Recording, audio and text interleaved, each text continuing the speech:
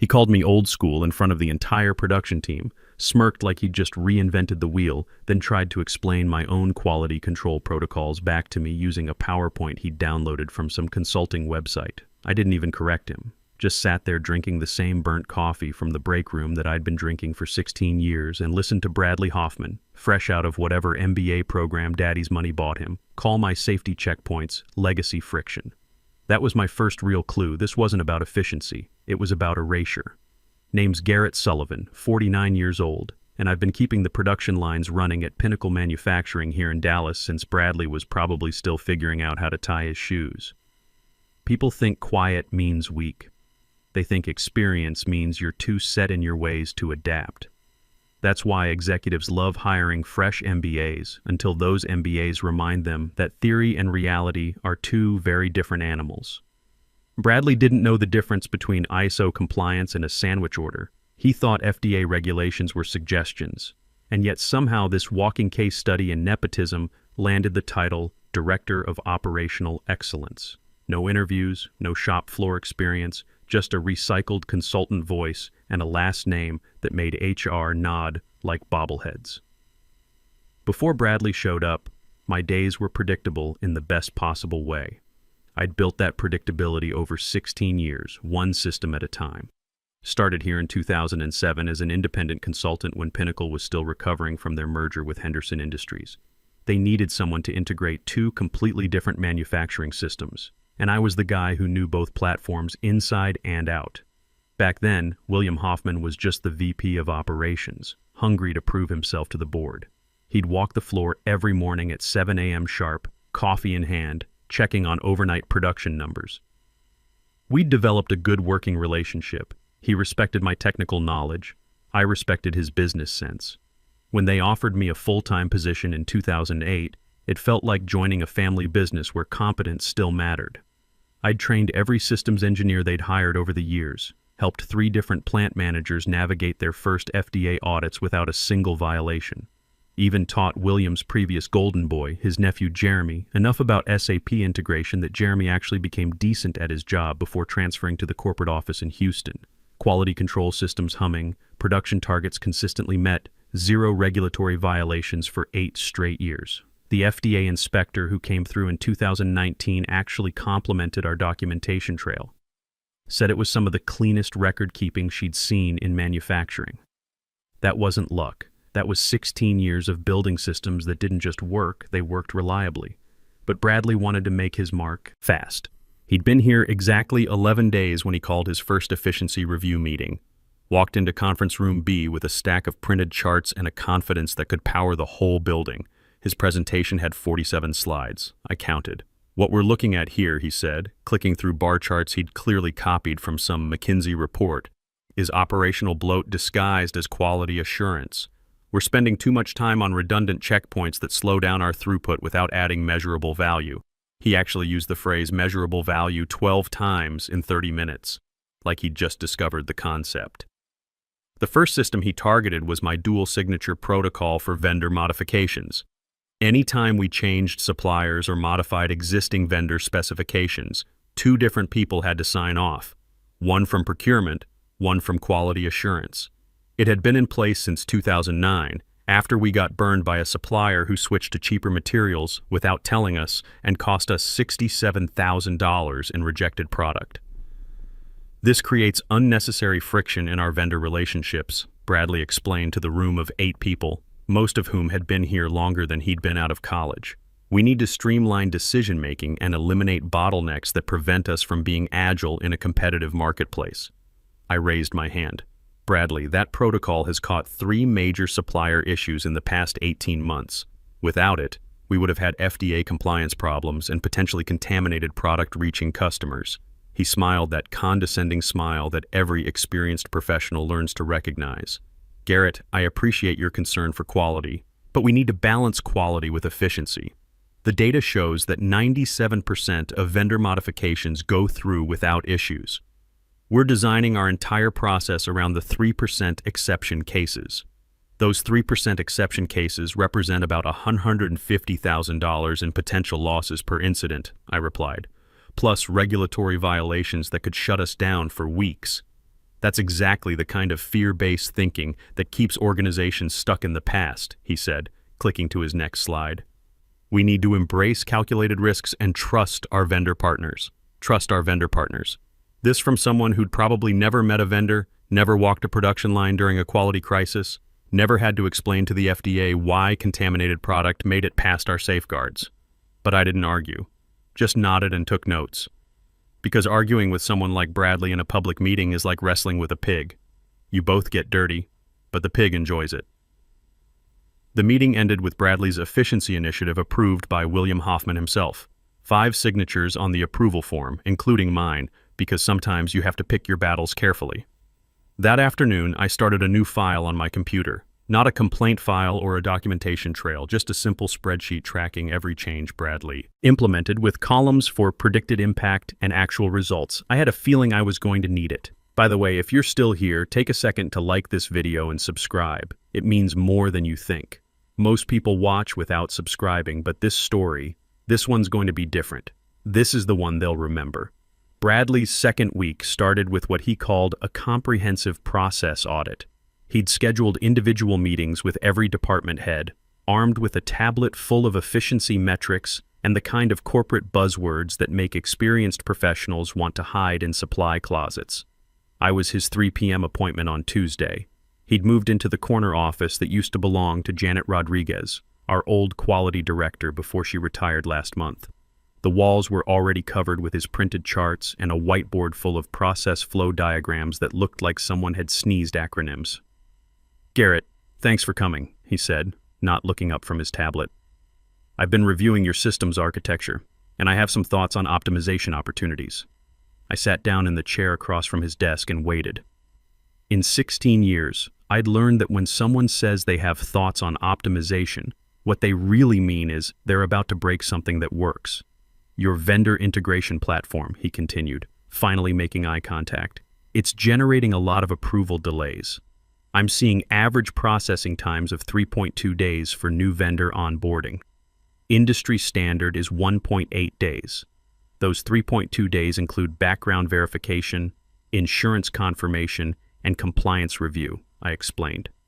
"Last year, that extra time caught 2 vendors with falsified insurance documents and 1 with outstanding EPA violations. Without proper vetting, we could have inherited their liability." Bradley waved his hand like he was swatting away an annoying fly. "But we're also losing competitive vendor bids because our approval process is too slow. I've run the numbers.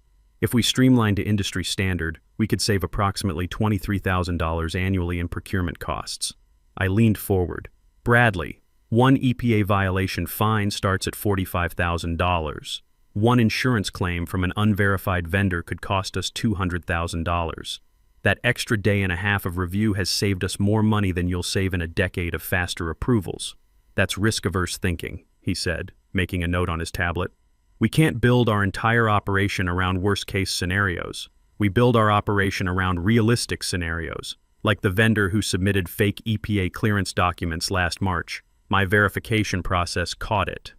Without that check, we would have had federal regulators breathing down our necks. 1 isolated incident. 3 incidents last year alone. But they're not incidents when you catch them before they become problems." He looked at me like I'd just insisted the earth was flat. "Garrett, I respect your experience, but experience without adaptation becomes stagnation. We need to evolve our processes to remain competitive." That's when he showed me his solution, a streamlined vendor approval system that eliminated what he called redundant verification steps. No dual signatures, no extended insurance review, no EPA compliance double-checking, just basic documentation review and approval within 24 hours. "This will position us as the vendor-friendly manufacturer in our sector," he said with the enthusiasm of someone who'd never had to explain a compliance violation to federal investigators. I scheduled a follow-up meeting to review the implementation plan. Then I went back to my desk and opened my tracking spreadsheet. New entry. Vendor approval streamlining, predicted impact, increased compliance risk, potential regulatory violations, implementation date, pending. The following Monday, Bradley announced his vendor streamlining initiative in an email to all department heads. The subject line was Embracing Operational Excellence Through Strategic Process Evolution. I'm not making that up. The system went live on Wednesday. By Friday, we'd approved 3 new vendors in record time. Bradley sent another email celebrating our paradigm shift toward efficiency-driven excellence. The following Tuesday, I got a call from our insurance broker. One of those fast-approved vendors had let their liability coverage lapse 2 months ago. They'd submitted outdated documents, and without our standard verification process, no one had called to confirm current coverage. The vendor was currently operating $50,000 worth of equipment on our production floor with 0 insurance. I forwarded the insurance broker's email to Bradley with a simple message: FYI, potential liability exposure from vendor number 2. His response came back 3 hours later. Thanks for flagging. Let's discuss solutions rather than dwelling on problems. Solutions. As if the solution wasn't the verification process he'd just eliminated. But it got worse. The second fast-approved vendor had submitted EPA clearance documents that looked legitimate until our environmental compliance officer decided to make a routine verification call. Turns out the clearance number was real, but it belonged to a different company with a similar name. Our new vendor had essentially committed federal document fraud to speed up their approval. I sent Bradley another email. Vendor number 2 EPA documentation appears falsified. Recommend immediate suspension pending investigation. His response: let's not jump to conclusions. Schedule a meeting with vendor to clarify documentation discrepancies. Clarify documentation discrepancies. Like you clarify whether someone robbed a bank by asking them politely if they happened to borrow some money from the vault. I printed both emails and added them to a growing folder on my desk. Then I did something I'd never done in 16 years at Pinnacle Manufacturing. I sent a formal risk assessment memo to William Hoffman, copying the legal department and our corporate insurance liaison. The memo was 2 pages long and professionally understated. It outlined the potential liability exposure from streamlined vendor approval processes and recommended immediate review of recent vendor approvals. I didn't mention Bradley by name, didn't need to. The timeline made it obvious whose initiative had created the problems. William's response came the next morning, not an email, a phone call. Garrett, I got your memo. These vendor issues, are they related to Bradley's efficiency improvements? The timeline suggests a correlation, I said carefully. The problems emerged after we modified our verification protocols. Have you discussed this with Bradley directly? I flagged both issues via email. He's indicated preference for vendor meetings over suspension pending investigation. Silence on the other end. Then, let me look into this. In the meantime, don't send any more memos without talking to me first. That afternoon, Bradley stopped by my desk. No appointment, no email heads up, just appeared next to my cubicle like a corporate ghost. Garrett, I understand you have concerns about our vendor process improvements. I appreciate your diligence, but I need you to understand something. We're trying to modernize our operations here. Change can be uncomfortable, but it's necessary. I looked up from my screen. Bradley, we have 2 vendors with serious compliance issues that our old process would have caught. And we also have faster vendor onboarding that's improving our competitive positioning. We can't let isolated incidents paralyze our progress. These aren't isolated incidents. They're predictable outcomes of insufficient verification. That's where we disagree, he said with a smile that didn't reach his eyes. I think these are growing pains as we transition to a more efficient model. What I need from you is support for the transition, not constant pushback on every improvement initiative. I nodded slowly. Understood. But what I understood wasn't what he thought I understood. The following week, things escalated beyond vendor approval issues. Bradley had moved on to what he called production efficiency optimization. Translation: he wanted to eliminate what he saw as unnecessary quality checkpoints in our manufacturing process. Our production line had 7 quality control stations: raw material inspection, pre-assembly verification, mid-process quality check, final assembly inspection, packaging verification, shipping documentation review, and batch record completion. Each station had been added for a specific reason, usually after we'd learned an expensive lesson about what happens when you skip important steps. Bradley's efficiency analysis showed that eliminating 3 of those checkpoints would increase throughput by 12% and reduce labor costs by approximately $180,000 annually. His presentation to the management team was 23 slides of charts and graphs proving that our quality processes were statistically excessive. I wasn't in that meeting. Found out about it when Janet Martinez from HR forwarded me the implementation timeline.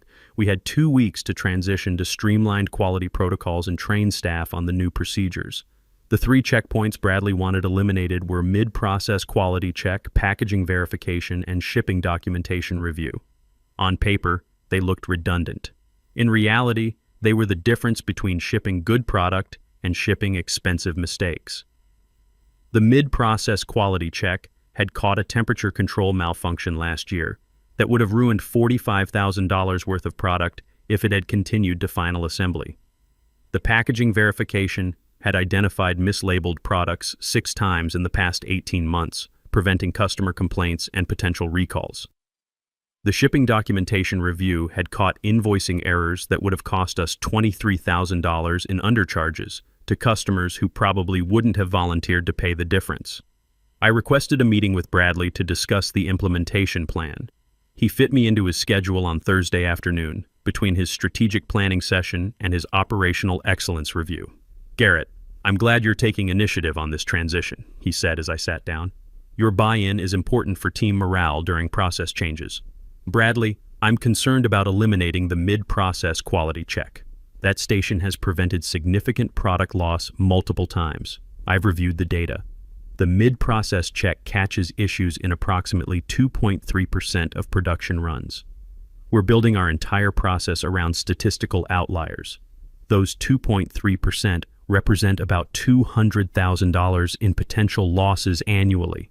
The cost of the quality check is about $35,000 per year in labor. We're getting 6-to-1 return on investment." He pulled up a spreadsheet on his laptop. "But if we eliminate the check and accept the occasional loss, we still come out ahead due to increased throughput. The math is simple. The math changes when the FDA gets involved. If we ship defective product that reaches customers, we're looking at recalls, investigations, and potential facility shutdowns. Those costs aren't in your spreadsheet. Garrett, this is exactly the risk-averse thinking that prevents organizations from optimizing their operations. We can't design our entire system around worst-case scenarios that may never happen. They're not worst-case scenarios. They're scenarios that have already happened. That's why these checkpoints exist. Based on historical data that may not reflect our current capabilities," he said, closing his laptop with the finality of someone ending a discussion. "We need to trust our improved processes and vendor partnerships." I left that meeting and did something I'd been avoiding for weeks. I called our FDA liaison, Maria Santos, someone I'd worked with through 4 different compliance audits over the years. "Maria, hypothetical question. If a manufacturing facility eliminated mid-process quality checkpoints and shipping verification procedures, how would that affect their compliance status?" "Depends on what they're manufacturing," she said. "For medical devices or food-grade products, those checkpoints are often required for audit trail documentation. Eliminating them could trigger a compliance review. And if defective product reached customers due to eliminated checkpoints, that's potential recall territory. Depending on severity, could result in facility inspection, production shutdown, or administrative penalties." "Why are you asking?"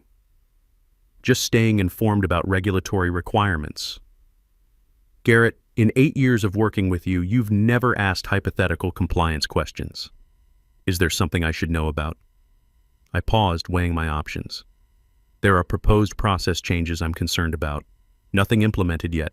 If you want to run specific procedures by me for compliance review, I'm happy to provide guidance. Better to catch potential issues before implementation." That conversation gave me exactly what I needed. I sent Bradley an email outlining potential FDA compliance concerns with eliminating the 3 quality checkpoints, offering to arrange a consultation with our regulatory liaison to review the changes before implementation. His response came back in 15 minutes. "Thanks for your input. We'll proceed with the implementation as planned. Please focus on training staff for the transition rather than identifying potential obstacles." I printed that email and added it to my growing folder. The next morning, William Hoffman called me into his office. Not a meeting request, not a scheduled appointment. His assistant called and said, "Mr. Hoffman would like to see you in his office immediately." I walked into that corner office knowing something had shifted. William was sitting behind his desk with a printout of my email exchange with Bradley spread in front of him. His expression wasn't angry exactly, but it wasn't friendly either. "Garrett, Bradley tells me you're creating resistance to his efficiency initiatives. He says you're undermining his authority and spreading fear about changes that could significantly improve our operations." I sat down in the chair across from his desk. "I've raised legitimate compliance concerns through proper channels. By contacting the FDA behind his back, I consulted with our FDA liaison about regulatory requirements. That's standard due diligence. Without informing Bradley that you were questioning his decisions with federal regulators, I informed Bradley about potential compliance issues via email. He indicated preference for proceeding without regulatory consultation." William leaned back in his chair, studying me like I was a problem he needed to solve. "Garrett, you've been here 16 years. You're a valued employee. But Bradley is implementing necessary changes to keep us competitive. I need to know you're going to support his initiatives, not constantly look for reasons why they won't work. I support initiatives that don't create regulatory risks or compromise product quality. That's not what I asked." His voice had taken on that executive tone that meant the conversation was about to become much less collaborative. "I asked if you're going to support Bradley's leadership. Yes or no?" I looked at him for a long moment, this man I'd worked with for 16 years, this man who used to walk the production floor every morning and actually listen when I explained why certain procedures mattered. I support procedures that protect the company from regulatory violations and quality failures. That's not an answer to my question. It's the only answer I can give. He nodded slowly, like I'd just confirmed something he'd already suspected. "Then we have a problem." The all-hands meeting was scheduled for Friday morning at 10 a.m. Conference Room A, the big one with the projector and the long table that seated 25 people. When I walked in, every chair was filled except one at the far end, my usual spot. William stood at the head of the table with Bradley beside him, both of them wearing the kind of serious expressions that meant someone was about to get publicly executed. The agenda had one item: operational alignment and team expectations. "Thank you all for being here," William began, his voice carrying that executive authority tone. "We're gathered to address some concerns about our recent process improvements and to clarify expectations for supporting leadership initiatives." He gestured toward Bradley. "My son has been implementing critical efficiency improvements that will position us for continued growth and competitiveness. These changes represent the future of our operations." I could feel eyes turning toward me.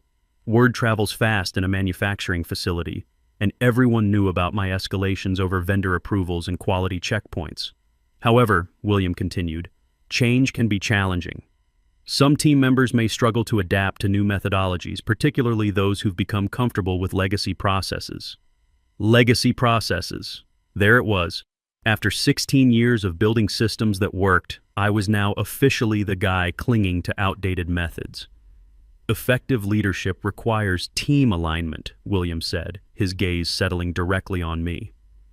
"When team members consistently question decisions, create resistance to change, or go around established authority to raise concerns with external parties, it undermines our operational effectiveness." The room was dead silent. You could hear the ventilation system cycling on. "Garrett," William said, and every head in the room turned to look at me. "You've been with us for 16 years. Your technical knowledge is valuable, but your recent actions suggest a fundamental disagreement with our leadership direction." I kept my expression neutral, hands folded in front of me. "Bradley has shown remarkable initiative in identifying improvement opportunities. His background and fresh perspective are exactly what we need to modernize our operations. What we don't need is resistance disguised as concern."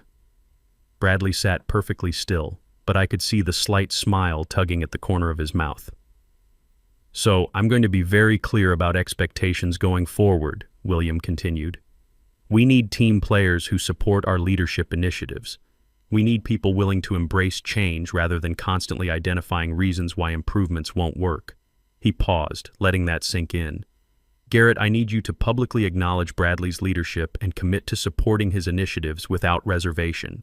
I need you to apologize for going around his authority and creating friction during this transition period." 24 pairs of eyes stared at me. The silence stretched out like a wire about to snap. Furthermore, William added, you're off operational projects until you're willing to demonstrate that commitment publicly. I looked around the room at faces I'd worked with for years. Janet Rodriguez, who I'd helped train on quality systems. Mike Rodriguez from procurement, who'd relied on my vendor verification process dozens of times. Sarah Williams from production, who knew exactly why those quality checkpoints mattered. None of them met my eyes. I unmuted myself from the mental static and said, I understand. Do you? William pressed. Because understanding and agreeing are different things. I need to know you're going to support Bradley's leadership going forward. I stood up slowly, pushed my chair back from the table, and looked directly at William Hoffman. I understand completely. Then I walked out of that conference room, down the hallway, past the production floor I'd helped optimize for 16 years, past the break room where I'd drunk thousands of cups of terrible coffee, and straight to my desk. That's where I did something I'd been avoiding for weeks. I opened the bottom drawer of my desk and pulled out a manila folder I'd kept there since 2007. Inside was a copy of my original consulting contract, the one from before I became a full-time employee, before all the acquisitions and restructuring. Section 12, subsection D, was highlighted in yellow. Consultant retains ownership rights to proprietary system modifications and integration protocols developed independently during contract period. In the event of project termination without cause, consultant maintains exclusive licensing authority for derivative works. I'd insisted on that clause back when I didn't trust corporate promises. Good thing, because corporate promises turned out to be exactly as reliable as I'd expected. I spent the weekend at home, sitting at my kitchen table with my laptop, systematically documenting every system I'd built or significantly modified over 16 years. The vendor integration platform, the quality control monitoring system, the production line tracking software, the FDA compliance documentation generator, the automated reporting dashboard that Bradley loved showing to visitors. All of it tied to licensing agreements with Ridgepoint Solutions, my original consulting company that had never been officially dissolved. Monday morning, I didn't go to the office. I logged into the administrative back end of our systems remotely and changed exactly one parameter in each critical system, licensing status from active to pending renewal. The first system to hiccup was the production monitoring dashboard, just a soft error message. License verification failed. Contact Ridgepoint Solutions for renewal authorization. By Tuesday afternoon, half their operational systems were running in degraded mode. Quality control reports were backing up. Vendor approvals were stuck in processing. The investor dashboard Bradley used for quarterly presentations was displaying nothing but error messages. My phone rang Wednesday morning. Unknown number, Dallas area code. Garrett, this is William Hoffman. We need to talk. His voice had lost all that executive confidence. Now he sounded like someone whose house was on fire and he couldn't find the extinguisher. I'm listening, I said, sitting in my kitchen with a fresh cup of coffee that actually tasted good for once. There seems to be some kind of system malfunction. It says everything's tied to some consulting company you used to run. Legal says there's a contract clause from 2007 that's still active. I let the silence stretch out for about 10 seconds. William, I tried to explain the importance of these systems through proper channels. Multiple times. Yes, but surely we can work something out. You've been part of our family for 16 years. I was family until your son decided I was legacy friction. Now I'm just an independent contractor whose licensing needs to be renewed. What would it take to get everything back online? A new consulting contract with Ridgepoint Solutions. Emergency recovery rates are $350 per hour. Ongoing support is $6,500 monthly. 6-month minimum commitment. I could hear him calculating. Emergency recovery would take about 40 hours. The monthly retainer was double my old take-home pay. But without those systems, they were hemorrhaging money and facing potential regulatory violations. And Bradley? Bradley can keep his director title and his efficiency initiatives. But any changes to core systems come through me first, in writing. With proper technical review, I need to discuss this with legal. Take your time, William. The systems stay offline until we have a signed agreement. He called back that afternoon. Contract approved. I never went back to that cubicle. Now when I walk into Pinnacle Manufacturing, it's through the front entrance as Ridgepoint Solutions, consulting partner, not through the employee entrance with a badge and a time clock. Bradley still works there, still has his title. But now every efficiency improvement gets routed through me for technical review. Turns out when you actually have to justify your decisions to someone who understands the systems, most improvements aren't quite so necessary. Some people call it revenge. I call it knowing your worth and making sure everyone else knows it too.